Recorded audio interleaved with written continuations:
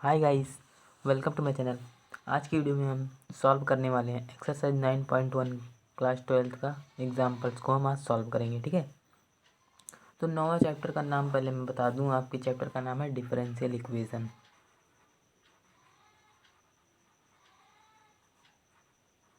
Direct question ही कराने आ गया।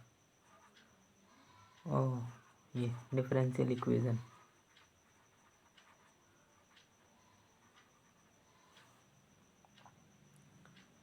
हिंदी में जो भी नाम है पता कर लीजिए। ठीक है, समीकरण ही होगा कोई, अवकल समीकरण। ठीक है, अवकल समीकरण लिख लीजिए, नाम याद आ गया।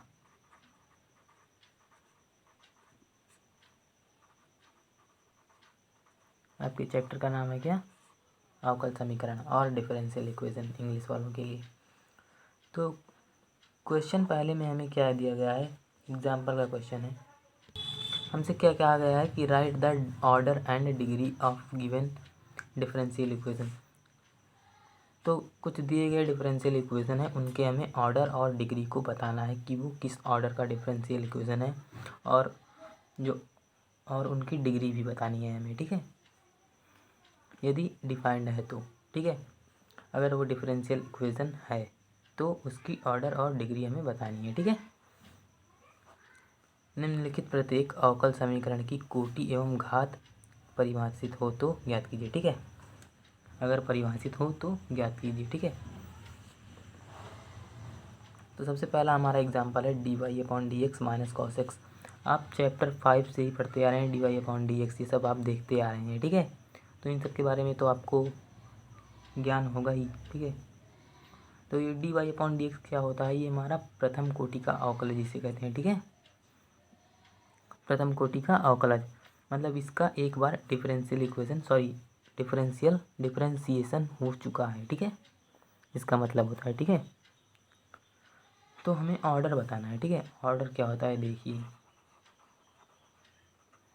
ऑर्डर होता है ज़्यादा अधिकतर बार जो हमने डिफरेंशिएट किया है। अधिकतम अवकलज की संख्या लिख लीजिए। ठीक है, ज़्यादा समझ में आएगा इसे। अधिकतम अवकलज की संख्या,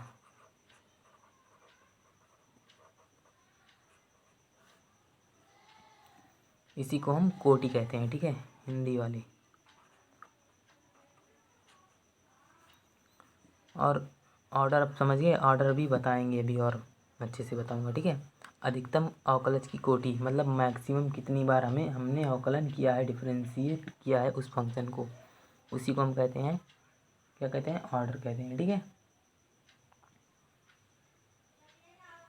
ठीक है। ठीक है, इंग्लिश में लिख लीजिए हाईएस्ट ऑर्डर डिफरेंशिएशन।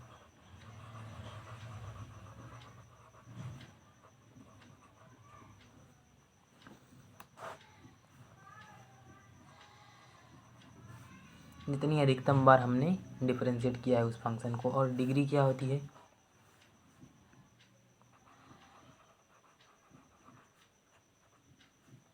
अधिकतम ऑर्डर की मतलब हाईएस्ट ऑर्डर का ही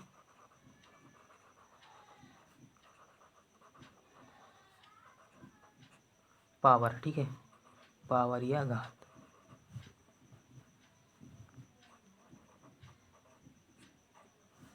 जैसे घात क्या होता है? X square. समझने के लिए बता रहा हूँ, इसका एक्स का घात कितना है? 2 है। एक्स की घात 2 या पावर कह लीजिए। ठीक है,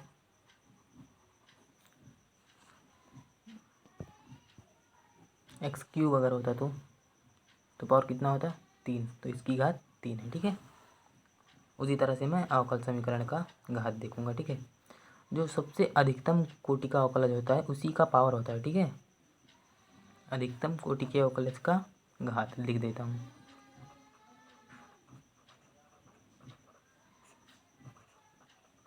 अधिकतम कोटि जो होती है उसी का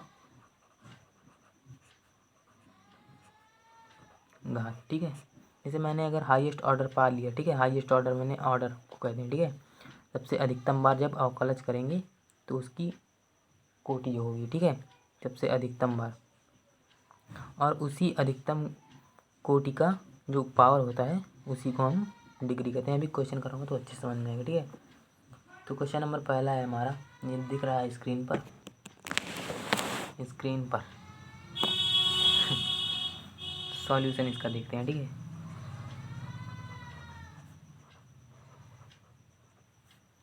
क्या है, dy upon d x minus cos x.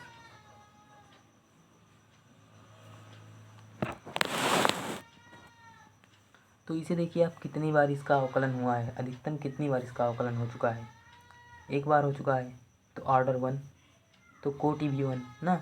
Highest कोटि कितनी है इसमें, कहीं आप d square y upon d x square दे रहे हैं, 2 कोटि का देख रहे हैं, एक ही कोटि का तो है, तो मतलब इसकी कोटि कितनी है,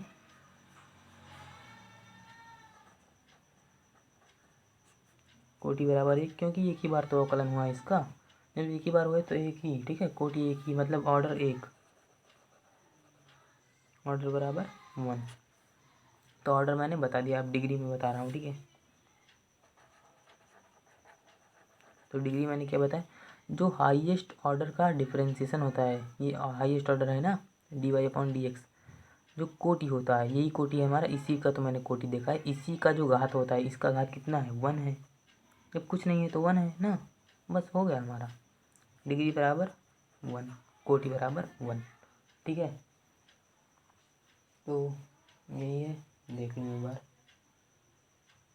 हाँ, कोटि 1 और घात भी 1, ठीक है, एक ही बार तो इसका डिफरेंशिएशन हुआ है। तो ये प्रथम कोटि का अवकलज है तो कोटि 1 ही होगा, ठीक है। अगर द्वितीय कोटि का अवकलज होता है तो कोटि 2 होता है, ठीक है। तृतीय कोटि का अवकलज होगा तो कोटि 3 होगा।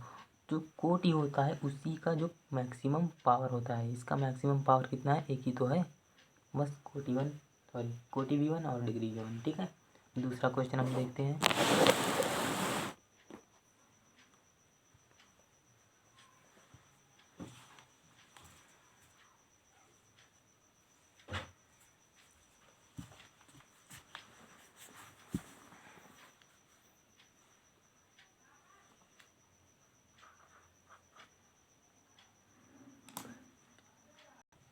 तो दूसरा क्वेश्चन है ये हमारा, ठीक है। एक चीज़ और बता दूं कि जो अवकल समीकरण होता है वो एक बहुपद होता है, ठीक है, इसीलिए मैंने बराबर 0 के किया है, ठीक है। एक डिपेंडेंट चर होता है, एक इंडिपेंडेंट होता है, एक्स हमारा इंडिपेंडेंट वेरिएबल होता है, ठीक है, और वाई आश्रित होता है, डिपेंडेंट वेरिएबल, ठीक है। तो ये हमारा क्वेश्चन दिया गया है b, x y d square y upon d x square plus x d y upon d x का whole square minus y d y upon d x बराबर 0, ये दिया गया है। तो देखिए इसका मैक्सिमम बार अवकलन कितनी बार हुआ है, ये देखिए, पहले आप ये देखिए कि इस अवकल समीकरण का कितनी से कितना ज़्यादा बार इसका अवकलन हुआ है, ठीक है। इसका अवकलन देखिए यहाँ पर कितनी बार हुआ है, ये यहाँ पर 2 बार हुआ है, ठीक है। ये तो d y upon d x, ये एक है, इसके पावर है, लेकिन ये द्वितीय कोटि का अवकलन है, ठीक है। मैंने बताया जो जितना बार अवकलन होगा उसकी अधिकतम अवकलन वही होता है हमारा कोटि। तो इसका अवकलन 2 बार हुआ है तो ये द्वितीय कोटि का अवकलन है, ठीक है। तो इसका ऑर्डर कितना हो जाएगा, 2 हो जाएगा, क्योंकि 2 बार डिफ्रेंशिएट हुआ है ना, तो 2 हो जाएगा, ये नहीं देखना है हमें, ठीक है। इस पर मत जाइए आप, यहाँ पे देखिए कितना बार अवकलन हुआ है ये आप देखिए, ठीक है। तो 2 बार इसका अवकलन हुआ है तो मतलब ऑर्डर इसका 2 हो जाएगा ना, अरे कोटि और ऑर्डर एक ही है, ठीक है, कोटि और ऑर्डर नहीं है, ठीक है। अब इसकी घात देखिए, मैंने बताया जो मैक्सिमम ऑर्डर होगा, मैक्सिमम ऑर्डर यहाँ पे यही है, ये तो है, जिसका कोटि बताएंगे उसी का हम पावर देख लेंगे बस, ठीक है। जिसका आप ऑर्डर बताइए, इसका आप कोटि बताइए, उसी का घात देख लीजिए, ठीक है। इसका मैंने कोटि बताया, इसी का तो मैंने बताया, इसी का घात देख लीजिए, इसका घात कितना है, घात 1 ही तो है, ये जब कुछ नहीं घात है तो 1 है, अगर इस पर 2 लगा रहता तो घात 2 हो जाता, 3 लगा रहता तो घात 3 हो जाता, 4 लगा रहता तो घात 4 हो जाता, ठीक है। इस तरह से हमें देखना है। तो घात कितना हो जाएगा, 1 हो जाएगा। उम्मीद करता हूँ कि सवाल समझ में आ रहा होगा, ठीक है। तो सी नंबर देखते हैं। तो सी नंबर हमें दिया गया है वाई 3 बार डैश हुआ है, ठीक है। 3 बार डैश का मतलब आप क्या हुआ है, मतलब 3 बार इसका अवकलन, 3 बार इसका क्या हुआ है, अवकलन हुआ है, ठीक है। Plus y square plus e y की पावर वाई डैश, ठीक है, बराबर 0। तो इसमें देखिए आप कितनी बार ये मैक्सिमम डिफरेंशिएशन इसमें कहाँ पर है, ठीक है, कितनी बार हुआ है। इस अवकल समीकरण का मैक्सिमम डिफरेंशिएशन देखना है, अधिकतम अवकलन कितनी बार हुआ है, 3 बार हुआ है ना। तो इसको ऐसे भी लिख सकते हैं, देखिए कैसे, d x cube upon d y cube. जब द्वितीय रहता था तो d x square upon d y square ऐसे करते थे।